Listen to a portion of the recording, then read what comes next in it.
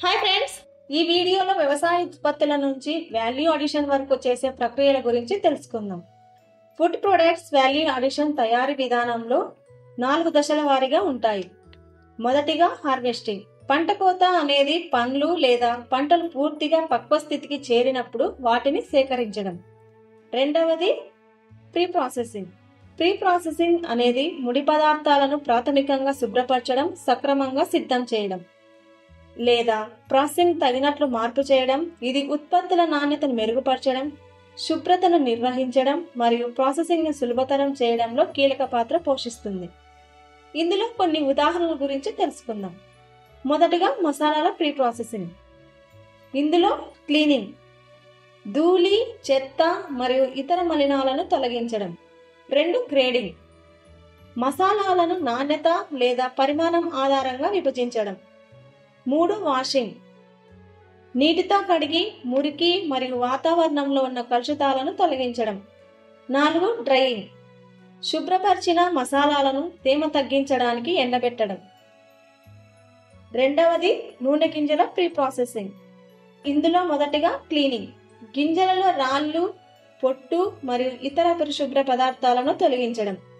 2 drying, గింజల తేమ స్థాయిని తగ్గించడం. 3 డిహల్లింగ్, కొన్నిసార్లు వేరుశెనగలు, నువ్వుల వంటి గింజల పొట్టును తొలగించడం.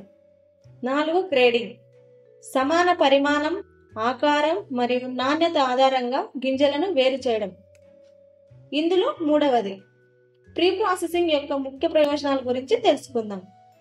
ఇందులో మొదటిగా నాణ్యత మెరుగుదల. ప్రాసెసింగ్ ముందు ముడి పదార్థం యొక్క స్థాయి మెరుగుపడుతుంది. 2 ఉత్పత్తి స్థిరత్వం, తేమ స్థాయిలు లేదా ధూళి, చెత్త లేకుండా ప్రాసెసింగ్ లోపం తగ్గించవచ్చు. 3 చిరకాల భద్రత, తేమ తగ్గించడం ద్వారా ఉత్పత్తి నిల్వకాలం పెరుగుతుంది. 4 విలువ వృద్ధి అవకాశం, శుభ్రంగా ఉన్న మరియు ప్రాసెస్ కి సిద్ధమైన పదార్థాలు మార్కెట్లో ఎక్కువ విలువ పొందుతాయి. Primary processing. ప్రాథమిక ప్రాసెసింగ్ అనేది ముడి పదార్థాలను ప్రాథమిక ఉత్పత్తులుగా మార్చే దశ. ఇది ఉత్పత్తులను చక్కగా ప్రాసెస్ చేయడానికి మొదటి మెట్టుగా పనిచేస్తుంది.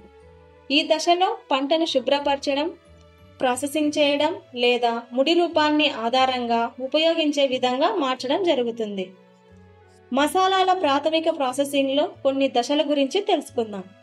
ఇందులో మొదటిగా క్రషింగ్, పెద్ద మసాలాలను తక్కువ పరిమాణంలో మార్చడం. ఉదాహరణ మిరియాలు, జీలకర్ర. ఇది పొడి లేదా పేస్ట్ తయారీకి మొదటి దశ. 2 రోస్టింగ్, మసాలాల రుచి మరియు సువాసనను మెరుగుపరచడానికి వాటిని తక్కువ ఉష్ణోగ్రతలో వేపడం. ఉదాహరణ ధనియాలు, జీలకర్ర. 3 పౌడరింగ్, మెరుగైన వినియోగ సౌలభ్యం కోసం మసాలాలను పొడిగా మార్చడం. ఉదాహరణ ధనియాల పొడి, పసుపు పొడి, మిరప పొడి.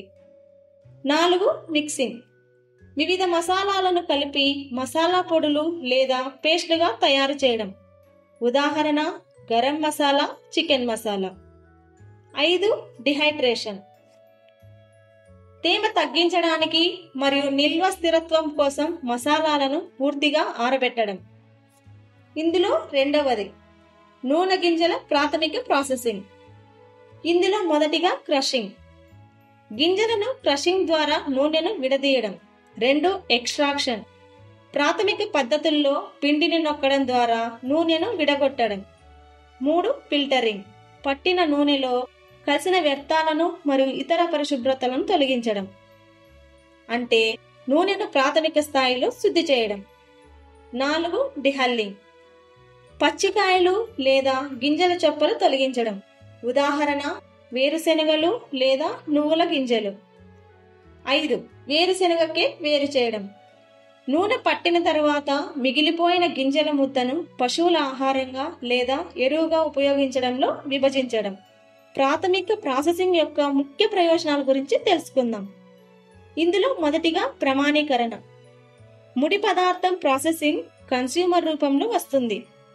2 నాణ్యత పెంపు, శుభ్రత మరియు ప్రాథమిక ప్రాసెసింగ్ ఉత్పత్తుల విలువను పెంచుతుంది.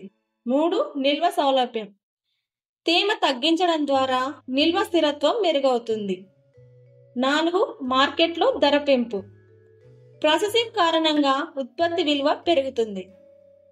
ఇప్పుడు సెకండరీ ప్రాసెసింగ్ గురించి తెలుసుకుందాం. సెకండరీ ప్రాసెసింగ్ అంటే ముడి పదార్థాలను లేదా ప్రాథమికంగా ప్రాసెస్ చేసిన పదార్థాలను అధిక విలువ కలిగిన ఉత్పత్తులుగా మార్చే దశ. ఇందులో మొదటిగా మసాలాల సెకండరీ ప్రాసెసింగ్ గురించి తెలుసుకుందాం. ఇందులో మొదటిగా గ్రైండింగ్ మరియు మిక్సింగ్. మసాలాలను ప్రాథమికంగా పొడి చేసి వివిధ రకాల మసాలాలను కలిపి పౌడర్ లేదా పేస్ట్గా తయారు చేయడం. ఉదాహరణ గరం మసాలా, చికెన్ మసాలా. 2. మసాలా పేస్ట్లు. అల్లం, వెల్లుల్లి వంటి మసాలాలను ద్రవ పేస్ట్గా మార్చడం. రెడీ టు కుక్ ఉత్పత్తుల కోసం. రుచి మరియు కంట్రోల్ ప్యాకేజింగ్.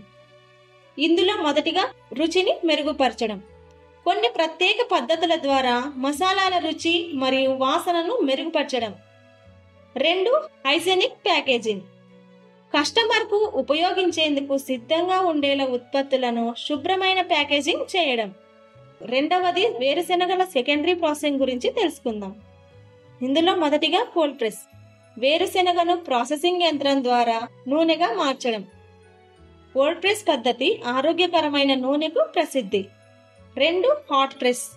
గింజలను వేడి చేసి మెరుగైన నూనె ఉపజననం కోసం ప్రాసెస్ చేయడం. ఫిల్టరింగ్ తర్వాత తుది నూనెను ప్యాకేజింగ్ చేస్తారు. 3. Groundnut butter.